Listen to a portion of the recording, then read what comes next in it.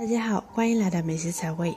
金桔有米金苷，含有很丰富的维生素 C， 能够增强机体抗寒能力。秋冬季节是感冒多发的季节，这几天气温骤降，身边的很多人感冒咳嗽不止。今天就和大家分享一个止咳化痰的好方法，而且味道很不错，一起跟着视频了解一下吧。买回来的金桔放入大碗里边。现在的瓜果蔬菜基本上都会喷打农药来防虫，所以为了我们能够吃得更安全放心，先用食盐来进行一遍清洗。加入食盐后倒入热水，食盐呢有一定的消毒杀菌的作用，就这样浸泡10分钟。现在来准备适量的老冰糖，多少其实可以根据自己的喜好添加，最好是用冰糖，因为冰糖本身就有润肺止咳化痰的功效，结合金桔能够更好的起到食疗的作用。金桔浸泡好之后，我们一个个的进行搓洗，然后去掉橘子蒂，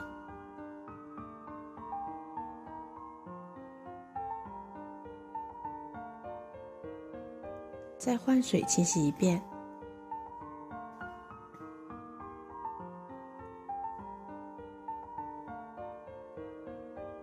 现在就很干净了，控水捞出，装入盘中。现在用小刀在金桔的两头划个10字划刀，这样可以使金桔更好的入味，也方便出味。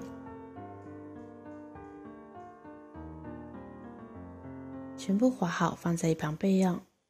再准备一个柠檬，对半切开，然后放在一旁备用。现在锅中倒入100毫升水，然后下入冰糖，开中火熬煮使冰糖融化，然后把金桔加进来，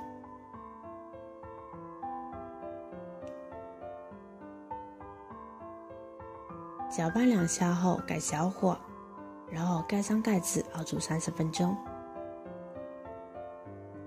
期间大家要用铲子搅拌几下，防止粘锅。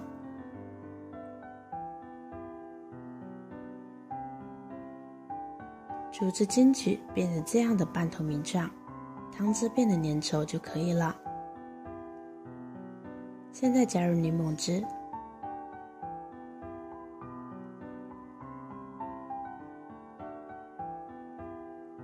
不小心有柠檬籽落入的话，是一定要捞出来的，不然会煮出苦味。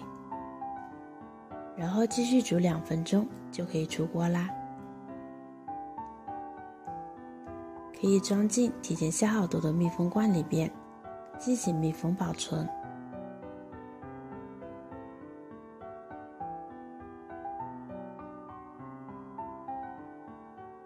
把盖子盖上，像这样保存1个月都是没有问题的。喝水的时候打一勺金桔加汤汁，